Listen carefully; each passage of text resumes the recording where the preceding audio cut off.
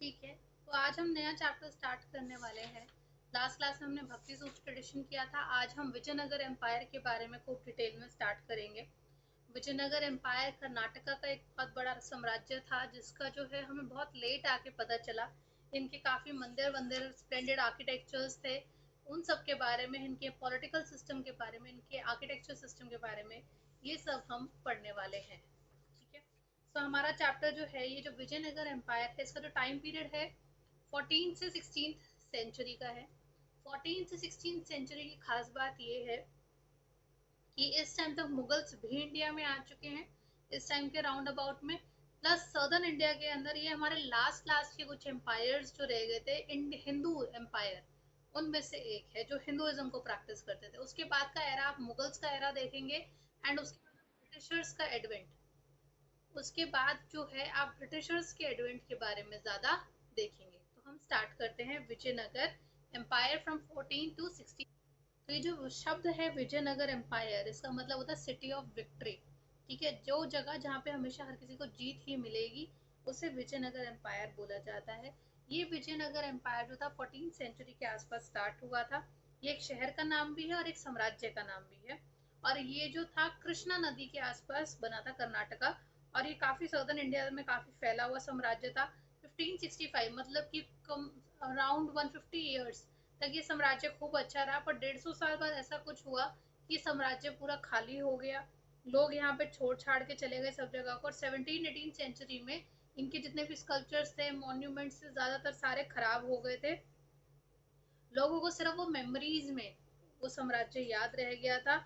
और उनकी जो सबसे बड़ा एक शहर है, वहाँ पे एक बहुत बड़ा मंदिर है हम्पी में। हम्पी उनका एक शहर है। वो लोगों को आज भी याद है कि कृष्णदेव राय और ये विजयनगर एम्पायर का पार्ट था।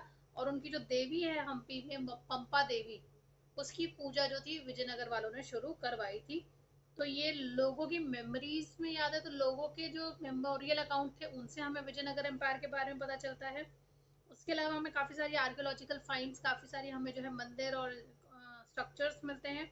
उसके अलावा हमें सिक्के मिलते हैं, जिसके थ्रू हमें विजयनगर एम्पायर के बारे में पता चलता है। तो 2 मार्क्स का क्वेश्चन आ जाएगा, what are the sources to know about Vijayanagar empire.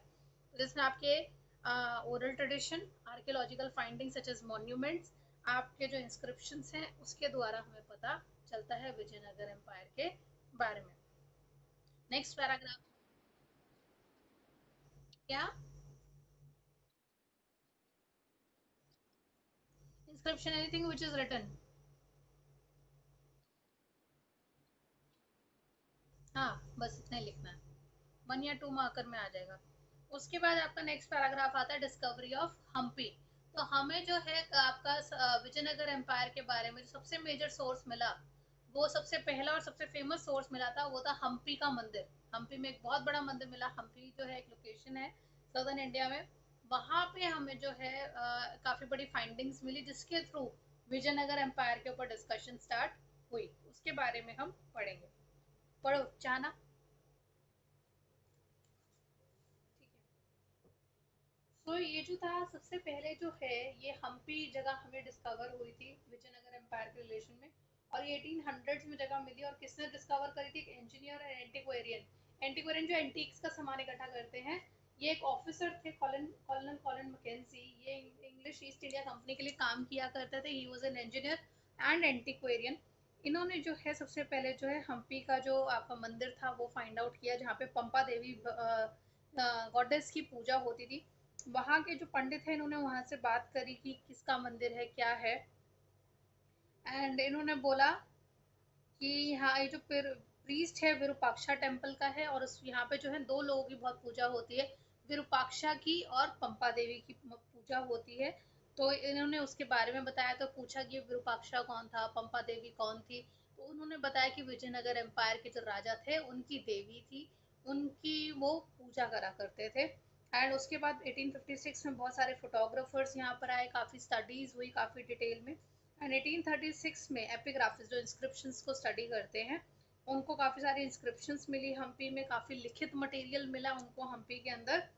And उसके थ्रू उन्होंने विजयनगर एम्पायर की सारी हिस्ट्री को इकट्ठा करा और उसको बहुत सारी भाषाओं में, ठीक है, उनको बहुत सारी भाषाओं में यहाँ पे काफ़ी सोर्सेस मिले, फॉरेन ट्रैवलर्स की लिखी हुई बातें भी उन्हें पता चली, तेलुगु, कन्नड़, तमिल, संस्कृत भाषाओं में लिखी हुई इंस्क्रिप्शंस मिली, जिनको कलेक्ट करके उन्होंने जो है विजयनगर एम्पायर की सारी हिस्ट्री जानने की कोशिश करी।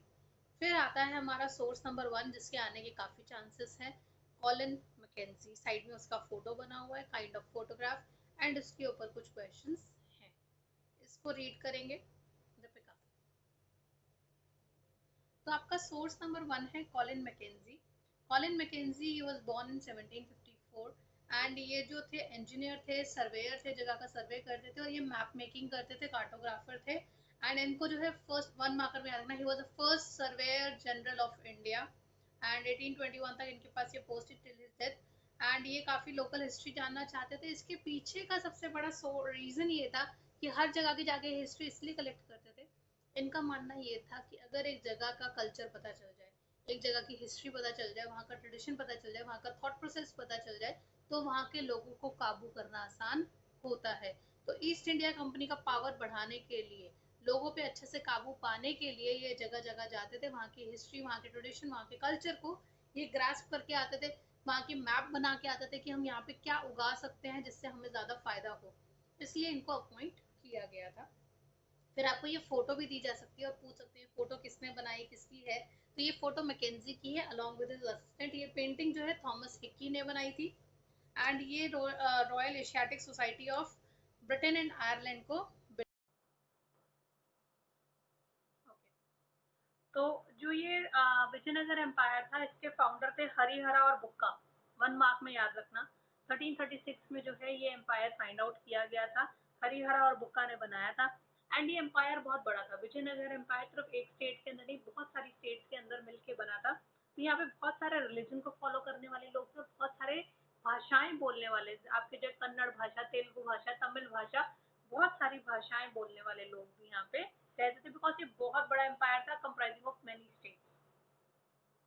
नॉर्थ फ्रंट में विजयनगर एम्पायर जो था, वहां पे आपके डेक्कन सुल्तान इनके साथ लगते थे। मतलब कि अगर आपका ये नीचे आपका जो है साउदर्न इंडिया का सेक्शन देखा जाए, ठीक इसके ऊपर जो है आपके डेक्कन के गजपति रूलर्स, इनके साथ वो लगता है, सॉरी, सुल्तान ऑफ डेक्कन और Gajapati ruler of Orissa.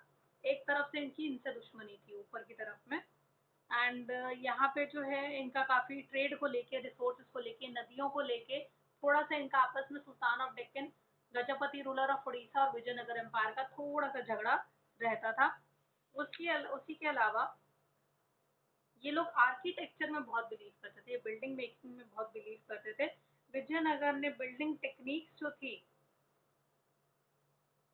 The rulers of Vijayanagar empire borrowed concepts and building techniques which then they develop further. तो इन्होंने अलग अलग एरिया से बहुत सारे आर्किटेक्चर स्टाइल्स को कॉपी करा और अपना भी कुछ मिक्सिंग करके बहुत ही बढ़िया आर्किटेक्चर्स इन्होंने यूज करे।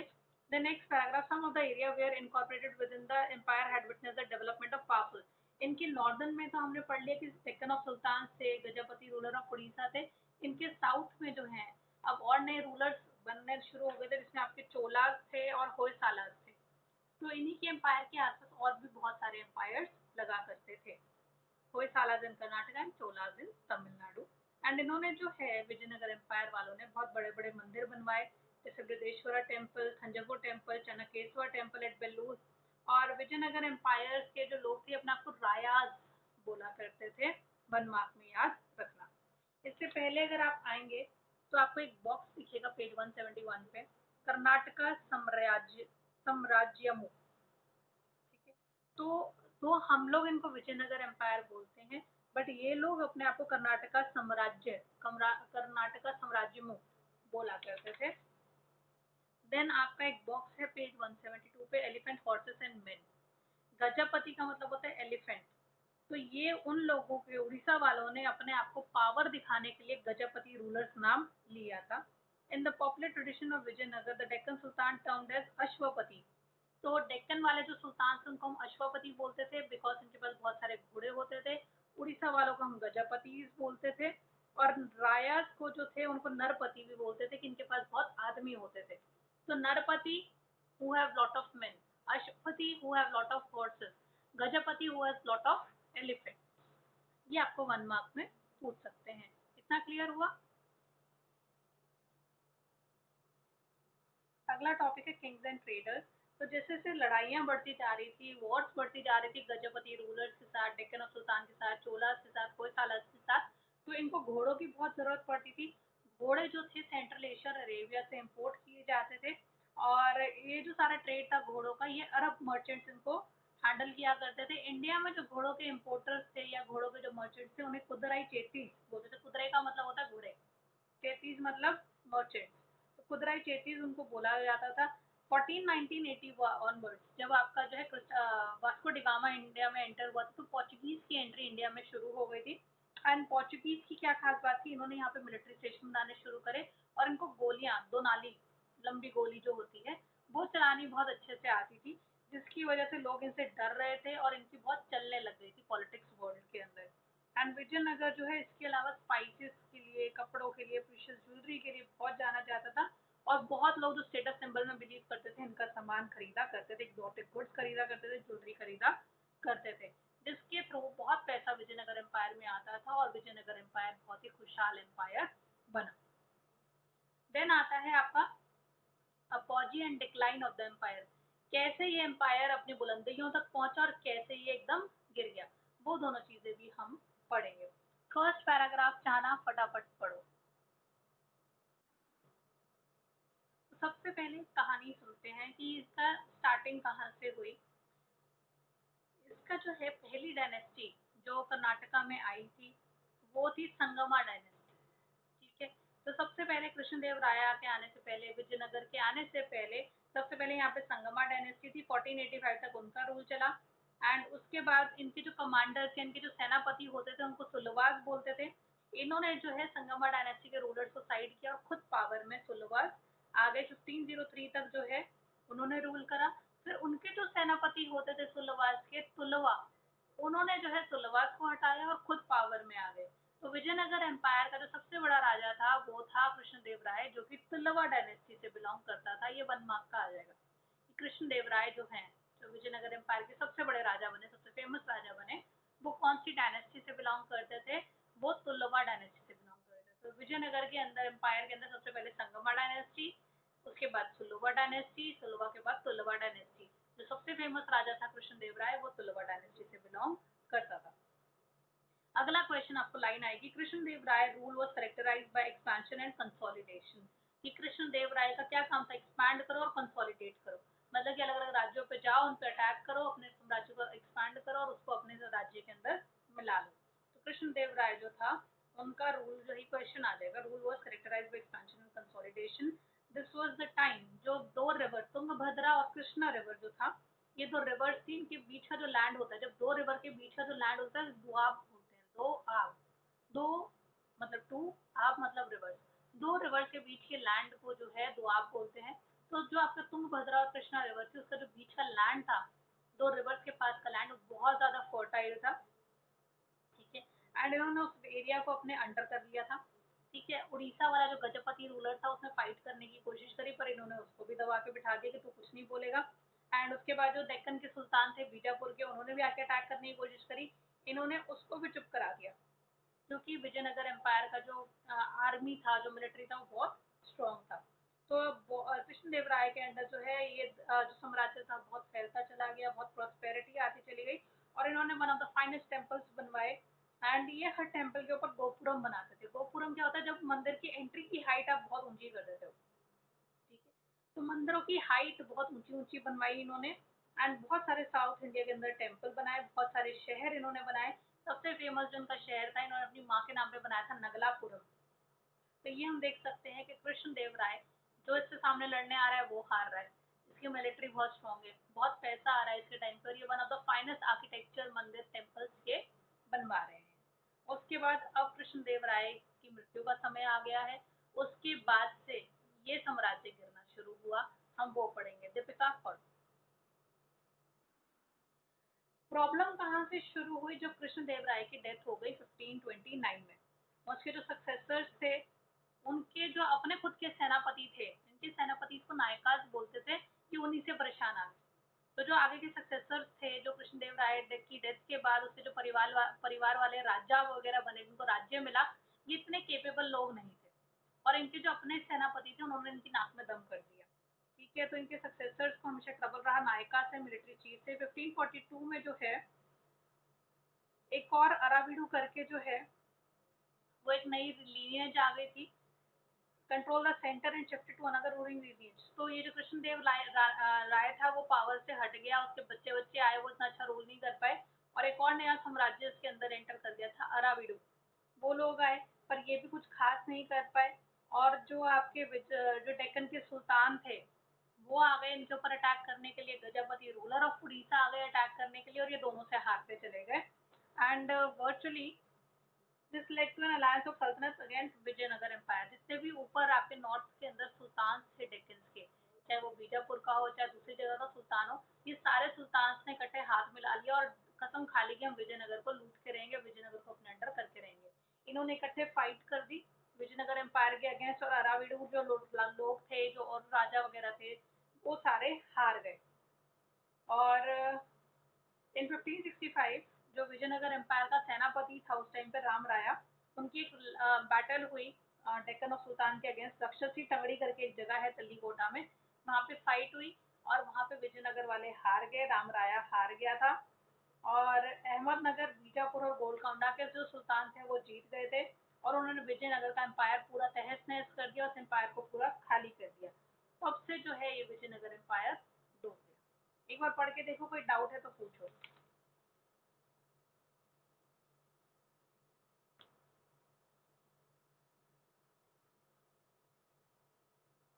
विजयनगर एम्पायर कृष्णदेव राय की मृत्यु के बाद उसके बच्चे आए, वो अच्छा नहीं संभाल पाए। उनके जो अपने सेनापति थे वो भी बहुत ट्रबल करते थे। उसके बाद आपका जो है अराविडो एम्पायर आया। अराविडो एक फैमिली थी, वो उन्होंने रूल संभाला, वो भी कुछ नहीं कर पाए।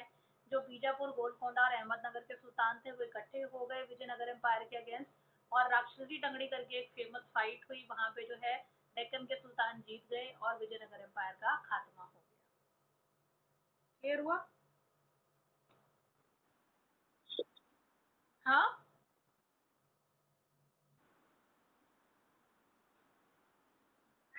ना अपनी चलाना, राजा की बात ना सुनना, जो राजा बोल रहा सो हट परे तू, ऐसे कर देना। तो राजा, हाँ, मिलिट्री उनको सपोर्ट नहीं कर रही थी कि मतलब तुम कुछ नहीं हो, हम ही है, हम अपने हिसाब से देख लेंगे जो करना है हमें।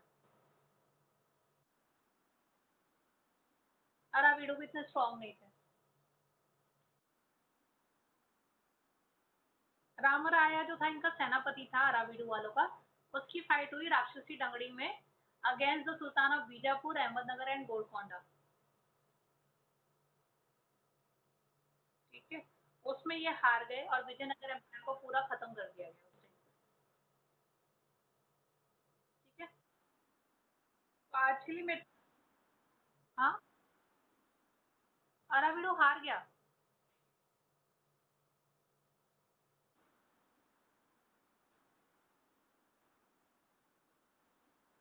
अराविडो सल्तनत नहीं था, अराविडो तो विजयनगर में बैठा था।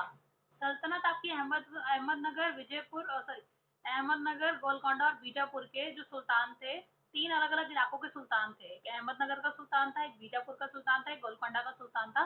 तीनों सुल्तानों ने हाथ मिलाया और इकट्ठे जो है अराविडू जो वहाँ पे रूलिंग लीनियज बैठी थी विजयनगर में, उसके अगेंस्ट फाइट स्टार्ट कर दी।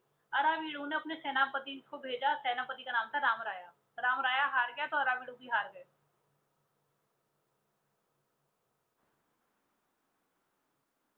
है, तो आज के लिए इतना रखती हूँ। इस चैप्टर को आगे मैं नेक्स्ट क्लास में कंटिन्यू करूंगी और इसके इकट्ठे वीडियो अपलोड करूंगी। ठीक है,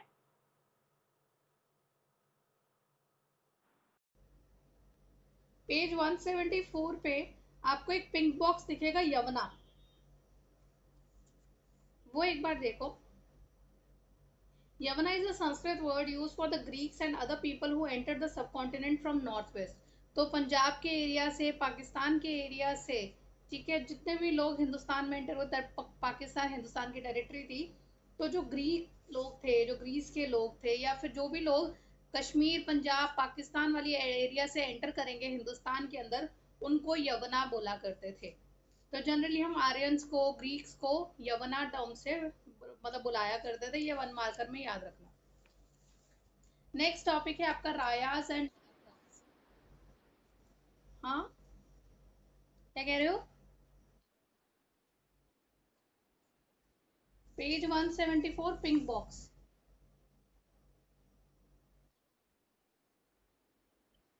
वो 175 पे है, वो 175 पे है, उससे पहले वाला page.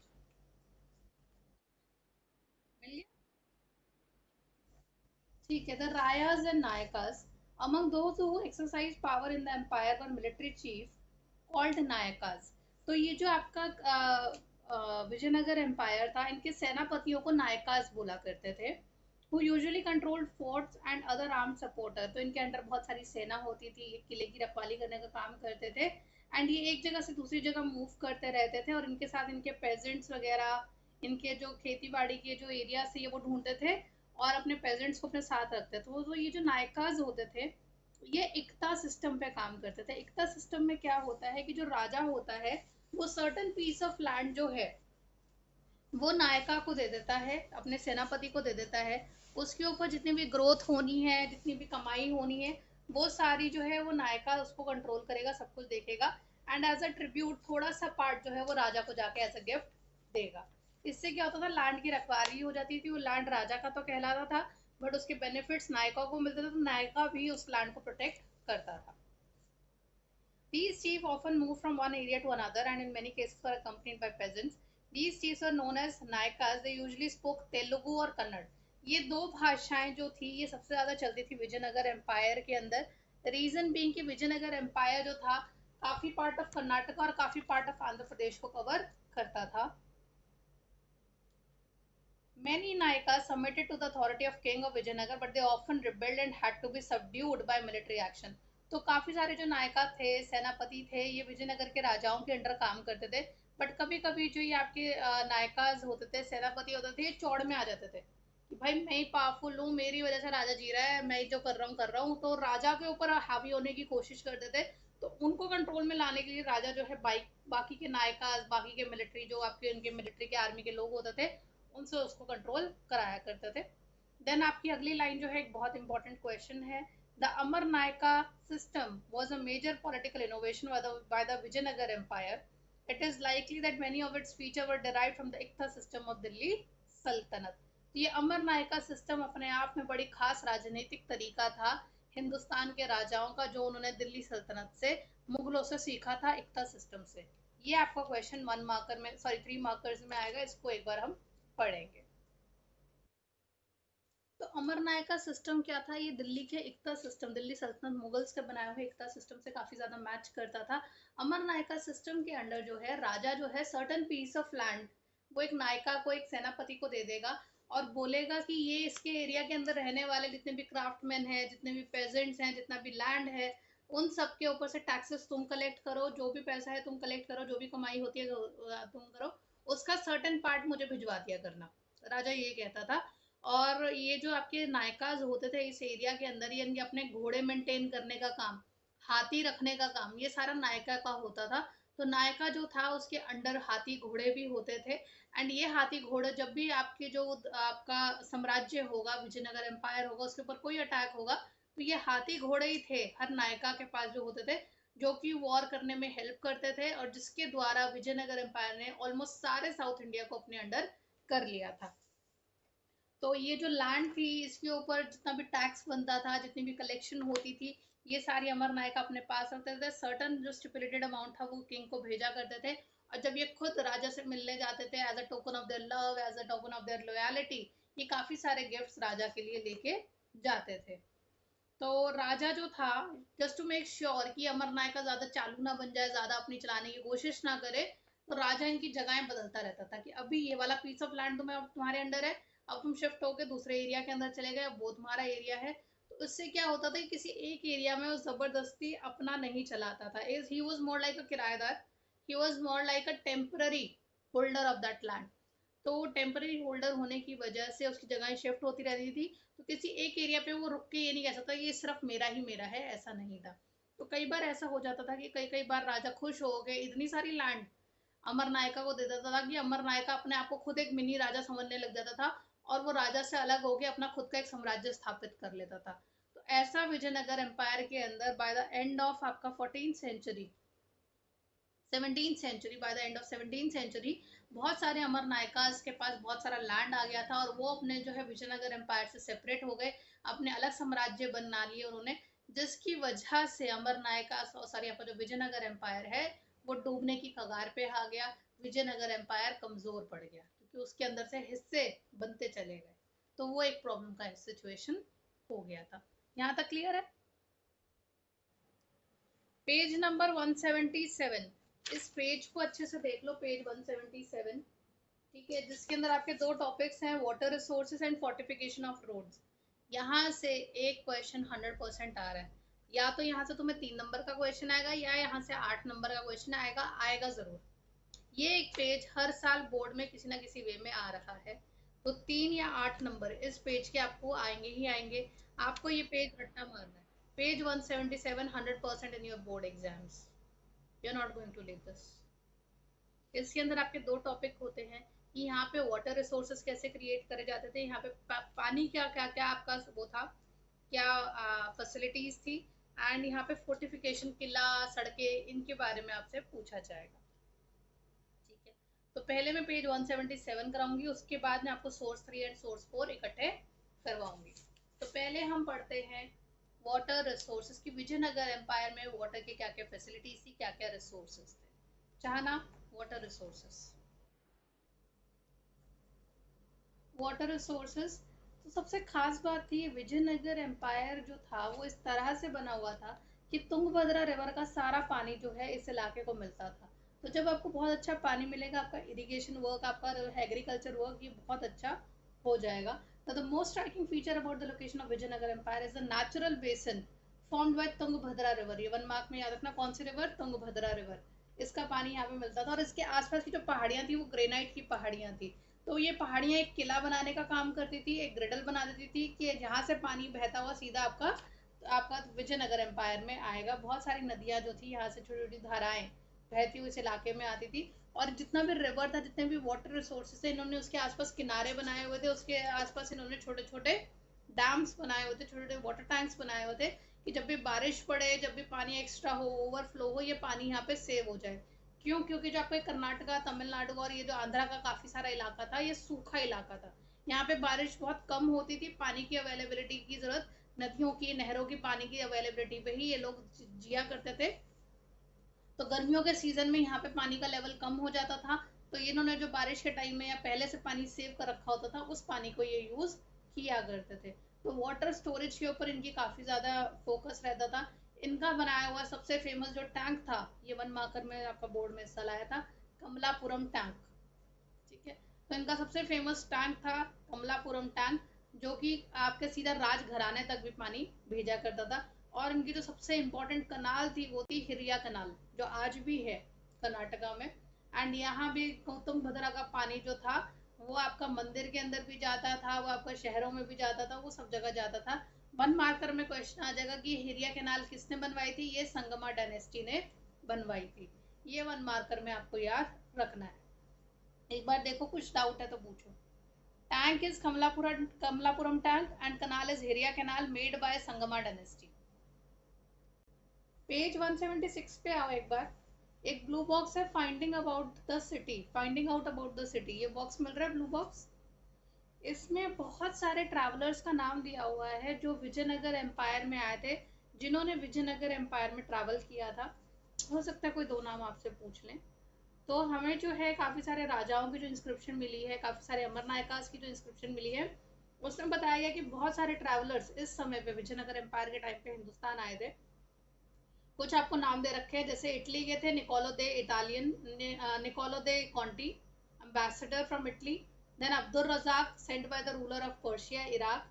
Then Afanasy Nikitin from Russia, Duarte Barbosa, Domingo Paes, Fernao Nuniz from Portugal. ये सब लोग हिंदुस्तान में विजयनगर एम्पायर के टाइम पे ट्रैवल करके गए थे। एंड इन्होंने काफ़ी कुछ लिखा है विजयनगर एम्पायर के बारे में, जिसमें आप सोर्स 3 पे आइए। अ स्प्रॉलिंग सिटी, ये पेपर में वर्ड्स में आ चुका है। ये डोमिनिगो पेस जो पोर्चुगल से थे, उन्होंने जो है विजयनगर एम्पायर का एक डिस्क्रिप्शन दिया है। The size of the city I do not write here because it can not be all seen from any one spot. एक जगह से आप पूरा शहर देख ही नहीं सकते, मतलब it's such a big city. but I climbed a hill whence I could see a great part of it. I could not see it all because it lies between several ranges of hills. कि ये शहर इतना बड़ा है कि बीच में बहुत सारी पहाड़ियां पड़ती हैं, तो एक बार में तो आप देख ही नहीं सकते. What I saw from thence seemed to me as large as Rome, very beautiful to the sight. There are many groves, trees within, in the gardens of the houses and many conduits of water which flows into the midst of it. कि बहुत बड़े बड़े घर हैं, बहुत ज़्यादा greenery है, घरों के अंदर पेड़ हैं और बहुत सारे वाटर के सोर्सेज यहाँ पे आपको देखने को मिलेंगे which flow in the midst of it, and in places there are lakes, and the king has close to its a palace a palm grove and other rich fruit bearing trees. कि इसने ये देखा कि ये जो शहर था बहुत खुशहाल था, यहाँ ग्रीनरी भी है, यहाँ वाटर भी है, यहाँ पे फ्रूट वाले ट्रीज भी हैं, यहाँ घर इतने बड़े बड़े कि घरों के अंदर ही पेड़ उगे हुए हैं. तो ये आप देख सकते हो कि एक बहुत ही खुशहाल शहर की एक निशानी दिखाता है. देन हम फोर्टिफिकेशन एंड रोड्स के ऊपर आते हैं. यहाँ से भी आपको क्वेश्चन आ सकता है. अब सुनो यहाँ से कैसे क्वेश्चन आएगा. या तो आपसे वाटर रिसोर्सेज पूछ लेंगे 3 नंबर के, या तो आपसे फोर्टिफिकेशन पूछ लेंगे 3 नंबर की, या इकट्ठे वाटर रिसोर्सेज एंड फोर्टिफिकेशन पूछ लेंगे 8 नंबर का. ये बहुत बार आया है बोर्ड में, पिछले 10 साल में कम से कम 6 बार आ गया. तो या तो वाटर अलग से पूछ लिया या फोर्टिफिकेशन अलग से पूछ ली. 3-3 नंबर की पहले 4-4 की होती थी, अब पिछले 2 साल से 3 की हो रही है. या फिर इनको इकट्ठे करके टुगेदर करके इकट्ठे पूछ लेंगे और 8 मार्क्स का एक क्वेश्चन आ जाएगा. तो फोर्टिफिकेशन ऑफ रोड्स. मुस्कान रुको. फोर्टिफिकेशन ऑफ रोड्स, तो यहाँ पे अब्दुल रजाक के लिखी हुई बातों के ऊपर बहुत करा गया है.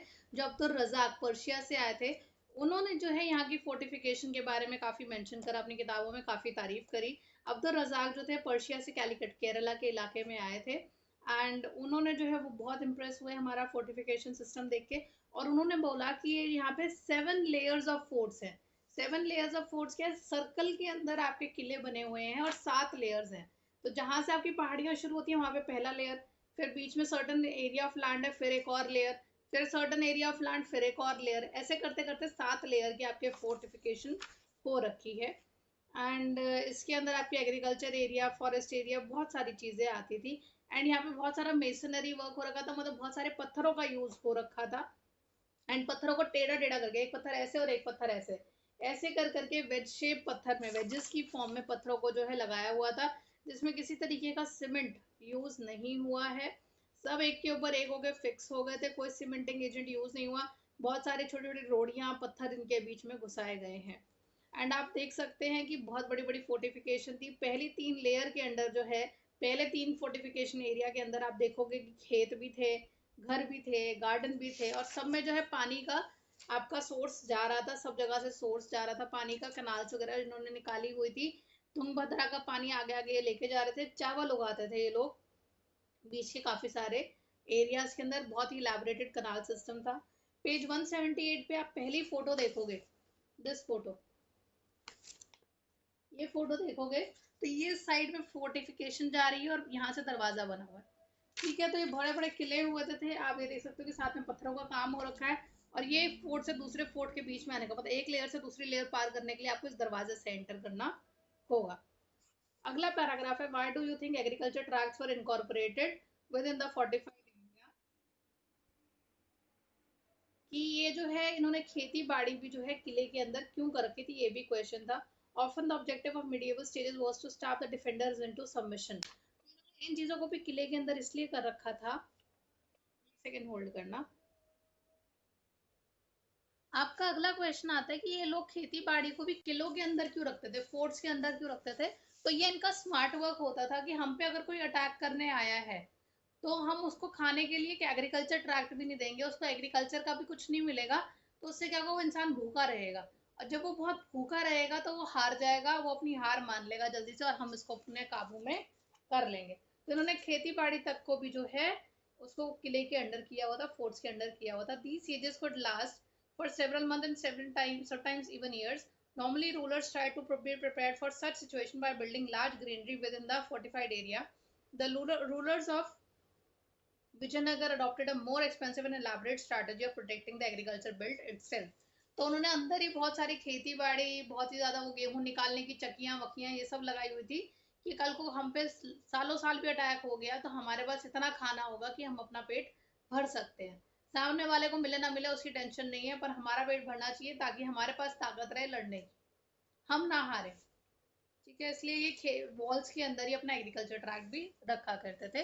देन इनकी जो सेकंड लाइन ऑफ फोर्टिफिकेशन थी, वो इनकी जो है अंदर जो शहर का एरिया था उसको पार करती हुई जाती थी, जिसके अंदर आपकी सारी बड़ी बड़ी बिल्डिंग्स, मेजर बिल्डिंग्स आती थी। एंड सबसे फाइनल फोर्टिफिकेशन जो होती थी वो राजा के खुद के पैलेस की होती थी। एंड हर जो आपके फोर्ट्स थे उनमें वेल गार्डेड गेट्स थे, हर जगह जो है आपके सेनापति वगैरह खड़े होते थे। एंड इनके जो गेटवेज होते थे बड़े बड़े बड़े स्टाइलिश होते थे। वो इन्होंने जो है टर्की से इस्लामिक आर्किटेक्चर से कॉपी किए थे। ये वाला जो है, अगर आप ऊपर वाली इमेज देखोगे तो इनका जो आर्किटेक्चर है ये इस्लामिक आर्किटेक्चर है, इन्होंने टर्किश लोगों से लिया था, जिसमें ऊपर डोम होगा जो इस्लामिक मॉस्क से मैच करेगा, यहाँ पे इनकी आर्क होगी जो इस्लामिक डिजाइन से मैच करेगी। तो आप ये देख सकते हैं कि though they were Hindu rulers but they took architecture style of Turkish people. ठीक है, the fort was entered through a well-guarded gates which linked the city to the major road. Gateways were distinctive architectural feature जो इन्होंने Turkish architecture से copy किए थे। तो इनका जो आर्किटेक्चर स्टाइल था वो काफी इंडो इस्लामिक था। यहाँ तक क्लियर हुआ? पढ़ो, कोई डाउट है तो।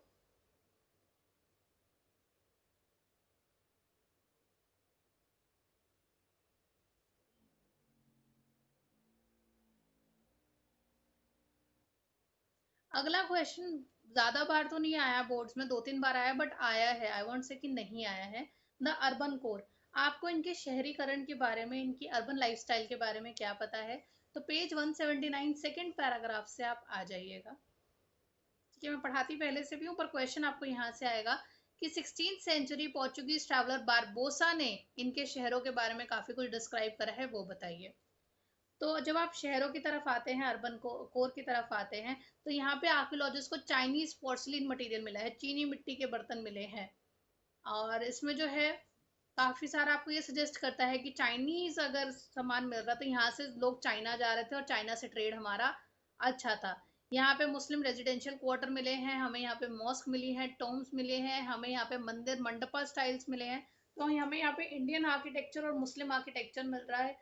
हमें यहाँ पे चाइनीज मटेरियल मिल रहा है, तो मतलब इंडिया का बाहर वालों के साथ आने जाने का रिलेशन, ट्रेडिंग वगैरह काफी था। 16th century Portuguese traveller Barbosa ने यहाँ पे जो हाउसेस देखे थे उनको बहुत ही describe the houses of ordinary people which have not survived. तो यहाँ पे जो उन्होंने डिस्क्राइब करा कि यहाँ के घर कैसे थे, और ये घर जब हमने आपका 20वीं शताब्दी में 19वीं शताब्दी में हमने डिस्कवर करे, तब तक ये घर काफी खराब हो चुके थे, काफी हद तक खत्म हो चुके थे। The other houses of the people are thatched but nonetheless were well built and arranged according to the occupation in long streets with many open places. तो इनके घर जो थे ऊपर से घास फूस के बने हुए थे, आम जनता के घर जो वक्त के साथ साथ खराब हो गए, निपट गए। और घर का मेक उस इंसान के प्रोफेशन के हिसाब से होगा, जिसका जैसा ऑक्यूपेशन है, जिसका जैसा काम है, उसके घरों का स्टाइल भी वैसा बनाया जाएगा। एंड बीच में काफी सारे ओपन स्पेसेस होते थे जहाँ पे लोग मिलके बैठ के बातें किया करते थे। Field surveys indicate that entire area was dotted with numerous shrines. तो हर गली नुक्कड़ यहाँ पे आपको छोटे छोटे मंदिर देखने को मिल जाएंगे, छोटे छोटे टेम्पल देखने को मिल जाएंगे। तो ऐसा माना जाता था कि यहाँ पे बहुत तरीके के धर्मों का अमालगमेशन था। यहाँ पे बड़े अलग अलग मंदिरों थे, अलग अलग देवी देवताओं की पूजा होती थी। तो यहाँ पे कल्चर बहुत सारे चलते थे, एंड डिफरेंट डिफरेंट कम्युनिटीज के डिफरेंट डिफरेंट भगवान यहाँ पे होते थे, उनके अपने छोटे छोटे मंदिर होते थे। एंड हर जगह पे आपको well, rain water tanks, temple tanks, ये सब मिल जाएंगे। तो ये माना जाता है कि water was the most important thing for the people living in cities और rural areas. Water was the most important thing. ये आपको फिगर 7.9 के अंदर, सॉरी फिगर 7.10 के अंदर आपको जो है एक मॉस्क दिखेगी, जो कि आपको कहीं से भी मॉस्क का स्ट्रक्चर नहीं लग रहा है। ये आपको एक मंदिर का स्ट्रक्चर लग रहा है, बट ये एक मॉस्क है विजयनगर एम्पायर के टाइम में। तो हर चीज आपस में इंटर रिलेटेड थी। मॉस्क जो है वो मंदिर जैसी लगती है, दरवाजे इस्लामिक स्ट्रक्चर के दिख रहे हैं, तो there is a lot of mixing of culture. तो ये आप इससे देख सकते हैं। तो अगर आपको क्वेश्चन आ गया कि पोर्चुगीज ट्रैवलर बारबोसा ने इनके अर्बन एरियाज के बारे में क्या बताया, तो आप यही लिखेंगे। दोबारा से बता रही हूँ कि इनके हाउसेज जो थे ऑर्डिनरी पीपल के, वो थैच थे, घास फूस के बने हुए थे, और ऑक्यूपेशन के हिसाब से घर थे गलियों के अंदर, एंड ओपन स्पेसेस थे। और हर घर के अलावा यहाँ पे छोटे छोटे बहुत सारे मंदिर थे, जो कि वैरायटी ऑफ कल्ट्स को दिखाते हैं, variety of culture, variety of देवी देवता और डिफरेंट कम्युनिटीज को दिखाते हैं। उसके अलावा आपको बहुत सारे यहाँ पे वाटर के पर्सनल वाटर टैंक्स मिल जाएंगे, आपको कनाल्स मिल जाएंगे, यहाँ पे मंदिर के आपको टैंक मिल जाएंगे, वेल्स मिल जाएंगे, जिससे ये पता चलता है कि water was the most important thing for the people living in Vijayanagar empire. यहाँ तक क्लियर है? पेज नंबर 179 का टॉपिक है द रॉयल सेंटर। आज हम ये रॉयल सेंटर के बारे में सारा करेंगे। ठीक है, मिल गया?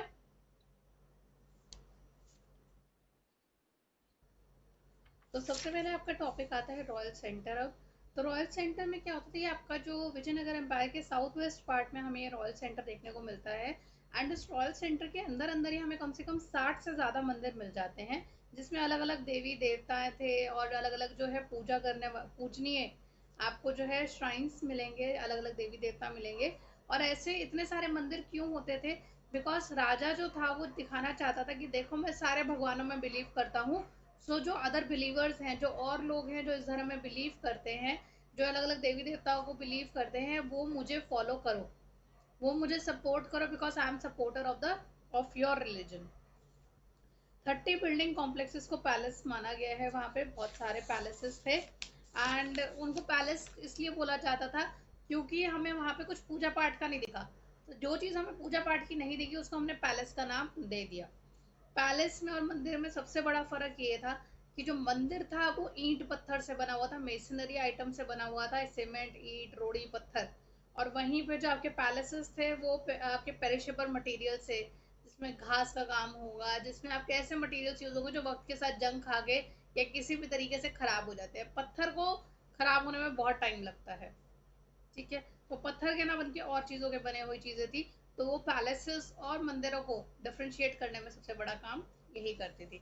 देन आपका आता है पेज नंबर 80 पे, 180 पे एक बॉक्स है हाउस ऑफ विक्ट्री, जिसमें डोमिनिगो पेइस के एक बताया हुआ है कि हाउस ऑफ विक्ट्री कैसा दिखता था। महानवमी डिब्बा के बारे में उसने थोड़ा सा आइडिया दिया है, इसके बारे में हम पढ़ेंगे। तो महानवमी डिब्बा की इन्होंने एक फोटो दी हुई है नीचे आपकी। तो डोमिनो के पेज जो था, महानवमी डिब्बे का मतलब ही क्या होता है, हाउस ऑफ विक्ट्री। एंड ये जो बिल्डिंग्स, ये 2 प्लेटफॉर्म के ऊपर बनी हुई थी कि पहले एक बड़ा प्लेटफॉर्म आता है, उसके ऊपर एक और प्लेटफॉर्म है जिसके ऊपर कपड़ा लगा के ढक के एक मूर्ति रखी जाएगी, एक पूजनीय देवी देवता की जो भी आपकी श्राइन है वो रखी जाएगी, और उसी के साथ में एक तख्त रखा जाएगा जहाँ पे राजा बैठेगा।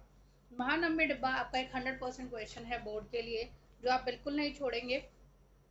महानवमी डिब्बा जो है आपका रॉयल पैलेस होता था, जिसमें आपका एक ऑडियंस हॉल टाइप का होता था, कोई भी सेरेमनीज वगैरह होंगी वो यहाँ पे परफॉर्म करी जाती थी, जिसके बारे में अब हम पढ़ेंगे। तो हमें जो है पैलेस राजा का जो मिला है, हमें ये नहीं पता कि 100% वो पैलेस है या नहीं, बट वो पूरे के पूरे विजयनगर एम्पायर में सबसे बड़ा कॉम्प्लेक्स मिला, सबसे बड़ी जगह मिली, तो हमने उसको पैलेस का नाम दे दिया। उसके अलावा हमें 2 टाइप की बिल्डिंग्स बहुत मिली हैं, जैसे जिसमें ऑडियंस हॉल और महानवमी डिब्बा होता था। एंड ये जो ऑडियंस हॉल होता था, इसमें क्या होता था, ये डबल वॉल्स होती थी, बीच में सड़क जा रही है एक लंबी सी, साइड में सीढ़ियाँ वीढ़ियाँ जा रही हैं और पिलर्स लगे हुए हैं बहुत चिपक चिपक के। उसका एग्जैक्ट यूज़ क्या था हमें नहीं पता, हम उसे ऑडियंस हॉल मानते हैं। जैसे ओपन एयर स्टेडियम्स होते हैं, वो स्टेडियम की तरह हम उनको देख रहे हैं। Then there was another massive building that was called Mahanavami Dibba, जो नीचे से 11,000 स्क्वायर फुट चौड़ी होती थी, और उसकी हाइट जो थी 40 फीट की होती थी, काफ़ी ऊंचा होता था, जो आपको बहुत दूर दूर तक देखने में हेल्प करता था। एंड ये जो महानवमी डिब्बा होता है, ऐसा माना जाता है कि यहाँ पे जो पूजा पाठ होती थी ये दशहरा के टाइम में होती थी।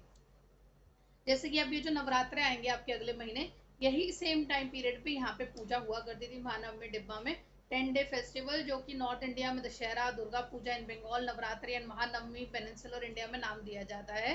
विजयनगर जो थी वो एक ऐसा टाइम पीरियड था विजयनगर में महानवमी डिब्बा का, जिसमें एक राजा अपने प्रदर्शन करता था, अपनी ताकत का, अपने पैसे का, अपनी पावर का, वो सब विजिबिलिटी उसकी उस टाइम पे होती थी। एंड बहुत सारी सेरेमनीज होती थी इस टाइम पे, 10 दिन का जो मेला लगता था, इसमें पूजा वूजा बहुत करते थे इमेजेस की। एंड जो स्टेट के हॉर्सेस होते थे, जो राजा के हॉर्सेस होते थे, उनकी प्रेयर करती थी, करी जाती थी ताकि वो वॉर में उनको जिताएं। एंड भैंसों की और काफ़ी जानवरों की सैक्रिफाइस दिया जाता था, बहुत डांस परफॉर्मेंसेस होती थी, रेसलिंग मैचेस होते थे, कैप्रेसेंट हॉर्सेस एंड एलिफेंट्स होते थे। कैप्रेसेंट हॉर्सेस के ऊपर मतलब होता है, कैप्रेसन इज कपड़ा, हाथी और घोड़े जा रहे हैं, उनके ऊपर उन्हें कपड़ों से सजा रखा है, चमकीले कपड़ों से, लाल लाल कपड़ों से सजा रखा है। एंड चैरियट सोल्जर्स सब जो है प्रेजेंटेशन देते थे, जैसे हमारी 26 जनवरी की परेड वगैरह होती हैं वैसे ये लोग परेड करते थे। उसके अलावा जो नायकास थे, द सेनापतिज, वो जो है राजा से मिलने आते थे और वो साथ में बहुत सारे गिफ्ट्स वगैरह लाते थे अपने साथ। एंड राजा जो था उसकी ड्यूटी होती थी कि इस समय पे वो आर्मी और अपने जो नायकाज हैं उनका इंस्पेक्शन करता था, उनको चेक करता था। और इसके अलावा नायकाज मक्खन लगाने के लिए बहुत सारे गिफ्ट्स राजा को देते थे। महानवमी डिब्बा एक्चुअली में क्या इस पर्पज के लिए यूज होता था या नहीं होता था ये भी हमें आज तक नहीं पता, बट हम ऐसा मान के चल रहे हैं कि ऐसा हुआ करता था। तो आपको ये फोटो याद रखनी है, पेज 180 के ऊपर महानवमी डिब्बा की फोटो है। आपको ये फोटो दे देंगे और पूछेंगे क्या है, तो महानवमी डिब्बा है, ये आ सकता है। इसके अलावा भी महानवमी डिब्बा और ऑडियंस हॉल के अलावा भी बहुत सारे हमें ऐसी जो चीज़ें मिली हैं, ऐसी बिल्डिंग्स मिली हैं जो अपने आप में काफ़ी सेक्रेट थी, अपने आप में काफ़ी आर्किटेक्चरल वर्क के लिए फेमस थी। उनके बारे में हम पढ़ेंगे। Other buildings in the royal centre. Other structure में सबसे पहली जो है आपकी बिल्डिंग आती है लोटस महल। लोटस महल जो है ये नाम बड़ा आपको अच्छा लगता होगा या बहुत ही रोमांटिक टाइप लगता होगा, बट एक्चुअली में ऐसा नहीं था। लोटस महल वो जगह थी जिसको काउंसिल चेंबर माना जाता था, जहाँ पे राजा और उसके एडवाइजर्स मिलके बातचीत किया करते थे। लोटस महल की ये फोटोग्राफ दी हुई है आपको, this is lotus Mahal. Photo आ सकती है पेपर में, कर लेना। ये लोटस महल थी। उसके अलावा एक और बहुत फेमस स्ट्रक्चर हमें मिला है, हजारा रामा टेम्पल। ये हजारा रामा टेम्पल, ये भी आपको करके जाना है। हजारा रामा टेम्पल में क्या होता था, ऐसा माना जाता था कि ये राजा और उसकी फैमिली सिर्फ उनके रहने का रेजिडेंशियल एरिया होता था। एंड यहाँ पे कोई मंदिर वंदिर हमें देखने को नहीं मिला है, सिर्फ यहाँ पे ये जो है रामायण की पिक्चर्स, इसमें राम है और बहुत सारे जो हैं उसके सिपाही हैं, ये सारी पिक्चर्स डिस्क्रिप्ट हो रही हैं, इसलिए इसको हजारा रामा टेम्पल बोला गया है। नेक्स्ट है the sacred centre choosing a capital, ये हम रीड करेंगे। तो अब एक कहानी आती है कि जो तुंगभद्रा रिवर था, ये जो आपका विजयनगर एम्पायर का जो सेक्शन था, अगर आप इसके सर्दर्न पार्ट में जाओ तो इसका रामायण से क्या कनेक्शन दिखाया गया है कि रामायण के अंदर दो बड़े इंपॉर्टेंट मंकी किंगडम थे।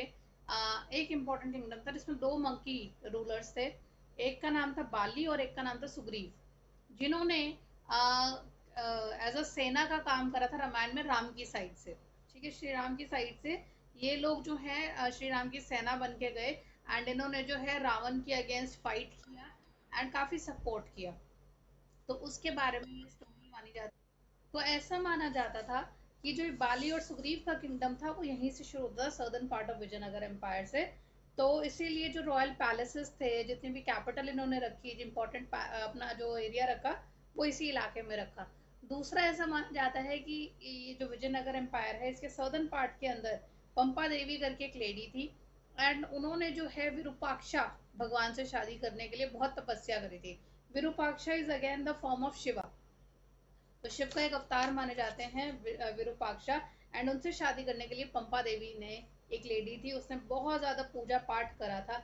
आज की डेट में भी यहाँ पे ये फेस्टिवल सेलिब्रेट किया जाता है, इनकी शादी सेलिब्रेट करी जाती है, पूरा ग्रैंड प्रोसेशन निकलता है, मेला लगता है, और इनकी शादी को बहुत धूमधाम से आज भी सेलिब्रेट किया जाता है, पंपा देवी की और विरूपाक्षा की। एंड इसी वजह से यहाँ पे इसके अलावा हमें विजयनगर एम्पायर से भी पहले के सेटअप किए हुए जैना मंदिर भी मिलते हैं। तो आप कह सकते हैं कि यहाँ पे हिंदुइज्म, ठीक है, हिंदुइज्म में मतलब बाली सुग्रीव रामायण कॉन्सेप्ट यहाँ पे मिलता है। यहाँ पे आपको फॉर्म ऑफ शिवा ये सब आइडियल्स भी मिलते हैं। यहाँ पे आपको जैनिज्म भी मिलता है, तो मिक्सिंग ऑफ कल्चर्स यहाँ पे आपको देखने को मिलता है, वैरायटी ऑफ कल्चर्स। देन ये टेम्पल बनाने की जो प्रथा है ये सिर्फ विजयनगर वालों की नहीं थी, जितने भी आपके साउदर्न इंडिया या जितने भी आपके राजा रहे हैं, चाहे वो होयसाला हो, चाहे पल्लवाज हो, चाहे चालुक्याज हो, चाहे चौलाज हो, इनकी हमेशा आदत रही है मंदिर बनवाने की। मंदिर क्यों बनवाते थे, ताकि ये भगवान का आशीर्वाद ले सकें, अपने आप को भगवान के बराबर भी दिखा सकें, और लोगों के आगे अपनी पावर दिखा सके कि मेरा जितना ऊंचा मंदिर मेरी उतनी ऊंची शान, जितना बड़ा मंदिर उतनी बड़ी शान, ये एक दिखाने का तरीका होता था। तो ये अपने आप को भी भगवान के बराबर या भगवान के दिए हुए या भगवान के बनाए हुए, भगवान के भेजे हुए सपूत मानते थे। एंड टेम्पल्स के अंदर लोग पढ़ाई वढ़ाई भी करा करते थे, और टेम्पल की मेंटेनेंस के लिए लोग काफ़ी खर्चा करते थे। एंड टेम्पल्स के अंदर जो है आपके सिर्फ पूजा पाठ के अलावा सोशल, कल्चरल, इकोनॉमिक काम भी होते थे। सोशल कैसे, सामाजिक कोई मुलाकात है, कोई आपका आयोजन होना है, कुछ होना है, वो सब भी वहीं पे होगा। फाइनेंशियल खरीदना बेचना भी मंदिर के आसपास की पेरीफेरी में या मंदिर में होता था। और आपका जो है ये सारी चीज़ें मंदिर का पार्ट बनती थी। हम कहाँ पर हैं, हाँ, सोशल कल्चरल ये सारे पार्ट, लड़की को देखना दिखाना, शादी की बात करना, ये भी मंदिरों के अंदर हुआ करता था। एंड इसीलिए मंदिर को बनाना, मंदिर को मेंटेनेंस पे खर्चा करना राजा करा करते थे, ताकि लोगों का भी सपोर्ट उनके साथ बना रहे। एंड विजयनगर एम्पायर जो थे, इन्हीं सब कारणों की वजह से इन्होंने जो अपनी कैपिटल चूज करी थी वो विजयनगर के सदर्न एरिया के अंडर चूज करी थी, विरूपाक्ष और पप्पा देवी की कहानी के लिए खासकर। एंड ये जो थे ये अपने आप को भगवान से कम नहीं समझते थे विजयनगर वाले, बिकॉज इनके जितने भी ऑर्डर्स पास होते थे, जितने भी इंपॉर्टेंट डॉक्यूमेंट्स के ऊपर इनके साइन होते थे, वो कन्नड़ भाषा के अंदर इन्होंने श्री विरूपाक्षा लिखा होता था। तो they themselves identify themselves as a god. And इसके अलावा ये दूसरे जो अपने लिए टर्म्स यूज करते थे, हिंदू सुरतरन्ना, जिसका मतलब होता था अराबिक टर्म से लेके हिंदू सुल्तान, तो ये अपने आप को सुल्तान, भगवान, ये वाली लेवल के लोग समझते थे। उसके बाद हम आते हैं कि ये लोग बड़ी बड़ी मूर्तियां बनवाते थे, बड़ी बड़ी फोटोज बनवाते थे, जिसको ये एनुअली जाके जहाँ पे मत्था टेका करते थे। अब नाउ इनका जो मंदिर बनाने का स्ट्रक्चर था, उसकी खासियत क्या थी, ये उसका जो गेटवे होता था जहाँ से आप एंट्री करोगे, वो गेटवे बड़ा ऊंचा बनवा देते थे। उससे क्या होता था, दूर दूर तक लोगों को ये मंदिर दिखता था। एंड इसके दो पर्पसेस थे, किसी को अगर सपोर्ट चाहिए, किसी को अगर कहीं जगह नहीं मिल रही है जाने की, कोई तूफान आ गया, कोई प्रॉब्लम आ गई, आप इस मंदिर में आ सकते हो, आपको ये दूर से दिख जाएगा मंदिर। दूसरा, मेरा मंदिर जितना ऊंचा उतनी ही मेरी शान ऊंची है, उतना ही मेरा नाम ऊंचा है। इसलिए भी अपने गोपुरम्स, ये जो हाइट वाले जो एंट्रेंस गेट होते थे, इसको ये गोपुरम्स बोलते थे, राय गोपुरम्स, ये बनवाते थे अपने आप को पावरफुल दिखाने के लिए। उसके बारे में अब पढ़ते हैं, पढ़ो चाहना। ठीक है, तो सबसे पहले हम गोपुरम और मंडपास की बात करते हैं। गोपुरम्स क्या होते थे, ये टेम्पल आर्किटेक्चर जो इस टाइम का होता था, इन्होंने कोई एक एडिशन दिया उनके आर्किटेक्चर के अंदर, इन्होंने नाम दिया राया gopurams, royal gateways. Royal gateways की आपकी एक फोटो बनी हुई है विरूपाक्षा टेम्पल की, ये वाली फोटो, जिसके अंदर आप गेट का एंट्री लेवल का आप वो देखो, गेटवे कितना ऊंचा बना हुआ है। ठीक है, दरवाजा उसका छोटा ही होगा, पर उसका जो ऊपर का स्ट्रक्चर है वो बहुत ऊंचा बनाया हुआ है, इमेंस स्केल का। एंड पूरे का पूरा जो सेंट्रल श्राइन है वो सब बहुत छोटा लगता था इस गेटवे के आगे। ये क्यों बनाया गया था, ताकि ये दूर से ही दिखाई दे, प्लस राजा की एबिलिटी शो हो, राजा के स्किल्स शो हो, कि वो किस तरह से इतने कॉम्प्लेक्स गेटवेज को भी बनवा पाते हैं, उनकी पावर का विजिबिलिटी है। अब आपका नेक्स्ट जो है 3 मार्कर क्वेश्चन है जो हम पढ़ने वाले हैं, विरूपाक्षा टेम्पल और विठल टेम्पल, इनका डिफरेंस। आप महाराष्ट्र साइड में जाओगे, वहां पे विठल आपका वर्ड जो है बहुत कॉमन है, विठल। एंड आप कर्नाटका साइड आओगे, यहाँ पे विरूपाक्षा नाम बहुत कॉमन है, लोग अपने बच्चों का नाम जैसे राम रख देते हैं, कृष्णा रख देते हैं, राधा रख देते हैं, इस तरह से नाम रख देते हैं अपने बच्चों का। तो वहां पे विठल, विरूपाक्षा कर्नाटका में, और महाराष्ट्र में विठल, ये नाम बहुत चलते हैं जब आप भगवानों वाला नाम अपने बच्चे का देना चाहते हो, शिवम, इस तरह से नाम देते हैं, ये भगवानों के नाम इस तरह से। तो उसके बारे में हम मंदिरों का पढ़ेंगे कि हाउ कर्नाटका का मंदिर जो है वो आपका महाराष्ट्र के मंदिर से थोड़ा डिफरेंट है, कैसे विरूपाक्षा और विठला टेम्पल में डिफरेंस है। ये बोर्ड का अगेन एक फेवरेट क्वेश्चन है, या तो आपको महानवमी डिब्बा आएगा या विरूपाक्षा और विठल आएगा, इन दोनों में से हर साल एक क्वेश्चन 100% आपको आता ही है। महानवमी डिब्बा आपको 8 मार्कर में आने के चांसेस हैं, विरूपाक्ष और विठल का डिफरेंस आपको 3 मार्क्स में आने के चांसेस हैं। इन दोनों को नहीं छोड़ के जाना है, ये बहुत फेवरेट है बोर्ड्स का। ठीक है, विरूपाक्ष और विठल। मैं आपको मंडपास बताना भूल गई थी। मंडपास क्या होता है, मंडपास आपके, ये एक इमेज बना हुआ है मंडप का, ये जैसे शादी का मंडप होता है वैसे ही यहाँ पे मंदिर के अंदर भी आपको मंडप मिले हैं, बिकॉज यहाँ पे भी सेरेमोनीज प्रैक्टिस होती थी। तो ये आपके पिलर्ड बॉक्सेस होते थे जो आपके पेविलियन के अंदर होते थे, मतलब आने जाने के रास्ते में ये बहुत सारे ऐसे आपको बॉक्सेस मिलेंगे जो पिलर्ड होते थे, इनको मंडपास बोलते थे, जहाँ पे सेरेमनी प्रैक्टिस होती थी, शादी की, पूजा हवन, ये सब यहाँ पे प्रैक्टिस किया जाता था। विरूपाक्षा टेम्पल के बारे में अब हम पढ़ते हैं। विरूपाक्षा टेम्पल जो है शिव जी के लिए बना था सबसे पहले, एंड शिव की शादी इसमें किसके दिखाई गई है, विरूपाक्षा की शादी पंपा देवी से दिखाई गई, जो सबसे मेजर डेटी थी इनकी। ठीक है, हमें जो हम्पी का मंदिर मिला था स्टार्टिंग में वो भी पंपा देवी का था, हम्पी में जो मंदिर मिला था। तो ऐसा माना जाता है कि मंदिर तो 9th-10th सेंचुरी में बन गया था, बहुत पुराना मंदिर है, बट इसका जो एक्सटेंशन है वो विजयनगर एम्पायर के अंडर काफी हुआ।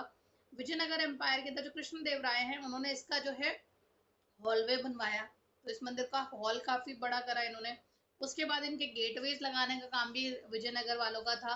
तो ऐसा माना जाता है कि विजयनगर बन तो ये मंदिर पहले गया था पर ये छोटे साइज का था, इसका एक्सटेंशन, इसका एनलार्जमेंट विजयनगर एम्पायर के अंडर काफी हुआ है। इससे ये पता चलता है कि जहाँ पे एक्चुअल मूर्ति थी वो जगह बहुत छोटी थी, बट उसके अलावा बहुत सारे सेक्शंस इस मंदिर के अंदर एड ऑन हो गए थे, बहुत सारे हॉल्स बनाए गए थे जहाँ पे अलग अलग इमेजेस वगैरह हुई थी, और काफी सारे प्रोग्राम्स इस मंदिर में हुआ करते थे, जैसे music, dance, drama etcetera. And यहाँ पे शादी वादी जो है डेटी की भी सेलिब्रेट की जाती थी, एंड लोग वैसे भी शादी करने इस मंदिर में आते थे। एंड काफी सारे पिलर्स इन्होंने बनवाए, जो ये पिलर है आपको दे रखा है। देन आपको ये एक चैरियट फॉर्म दे रखा होगा, ये आप नेशनल म्यूजियम में जाएंगे दिल्ली के, वहां पर भी आपको ये चैरियट इस तरह से मिलेगा। ये विठला टेम्पल की खासियत है, ये विठल टेम्पल जो था ये कृष्ण भगवान को रिप्रेजेंट करता था। Virupaksha is for Shiva, Vitthal is for आपका विष्णु। सेकेंड, विरूपाक्षा मंदिर आपको कर्नाटका में बहुत ज्यादा दिखेगा, विठल आपको महाराष्ट्र में बहुत ज्यादा दिखेगा। some part was there relatively which is visible in Karnataka also। तो विठल टेम्पल की खासियत ये थी कि आपका विष्णु को रिप्रेजेंट करता था, महाराष्ट्र की मेजर डेटी के अंदर था। एंड ये जो डेटी थी थोड़ी बहुत आपको कर्नाटका में भी देखने को मिलती है ये मंदिर।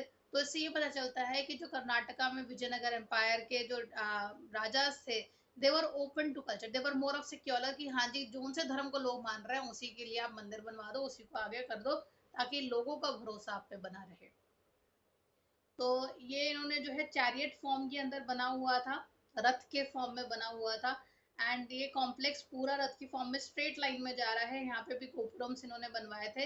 एंड बीच में इन्होंने बैठने की जगह बनाई थी जहाँ पे मर्चेंट्स अपने सामान को बेच सके। इसके बाद फ्लोटिंग बाजार पैलेसेस आपको नहीं करना है, कुछ नहीं आ रहा है यहाँ से, सोर्स 5 वगैरह आपको कुछ नहीं करना है।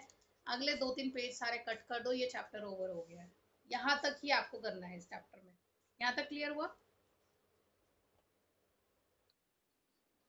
मैं इसके क्वेश्चंस आपको मेल कर दूंगी, सारे इंपॉर्टेंट जितने भी 10-12 साल के क्वेश्चन है, इसके बाहर कुछ नहीं है इस चैप्टर से, वो सारा हम खत्म करेंगे नेक्स्ट क्लास के अंदर।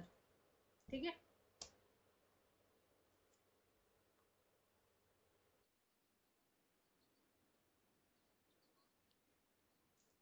हाँ, विरूपाक्ष और विठला का ये डिफरेंस है। विरूपाक्ष शिव का है, विठल विष्णु का है, सबसे पहला डिफरेंस। विरूपाक्ष कर्नाटका की मेजर डेटी है, आपका विठला जो है महाराष्ट्र का मेजर डेटी है। बट कर्नाटका के अंदर भी हमें कुछ विठल मंदिर मिले हैं, कुछ विष्णु के मंदिर मिले हैं, जिससे ये पता चलता है कि विजयनगर एम्पायर के जो राजा थे, they were open to religion, they were open to culture. अगर आप किसी भी धर्म को मानते हो तो ये उसको सपोर्ट करने को तैयार थे। ठीक है, ये 2 पॉइंट्स 3 पॉइंट्स का डिफरेंस हो गया। उसके बाद जो आपका वो है विरूपाक्षा टेम्पल है, विरूपाक्षा में हॉलवेज काफी सारे बने हुए हैं और गोपुरम्स बने हुए हैं। विठल मंदिर जो है पूरा चैरियट की फॉर्म में, आपको रथ की फॉर्म में दिखेगा, हर जगह आपको व्हील्स बने हुए, रथ का स्ट्रक्चर ये देखने को मिलेगा। एंड इसके अंदर जो था आपका विरूपाक्षा टेम्पल के अंदर, इसके अंदर आपको पिलर्स काफी देखने को मिलेंगे, और प्लस आपका जो है जो इनका सेंट्रल श्राइन था वो बहुत छोटा था। यहाँ पे गीत गाना, शादी जो थी पंपा देवी और विष्णु की, नॉट विष्णु, विरूपाक्षा की, उसको बहुत सेलिब्रेट किया जाता है, और इसके अलावा भी ये सब प्रैक्टिसेस होती थी। जहाँ पे आपका जो विठल मंदिर है, यहाँ पे आपका जो है सेलिंग, ट्रेडिंग, बाइंग, ये सब चीजें ज्यादा होती थी कि लोग जो है विठल के मंदिर में आ रहे हैं, मत्था टेक रहे हैं, उसके अलावा बहुत सारे लोग अपना सामान बेच रहे हैं वहाँ पे। ठीक है, तो buying and trading, commerce activities यहाँ पे ज्यादा थी, वहाँ पे सोशल एंड कल्चरल एक्टिविटीज ज्यादा थी विरूपाक्षा में। इतना क्लियर हुआ? ठीक है, इतना ही करना है, इसके आने के चांसेस बहुत है।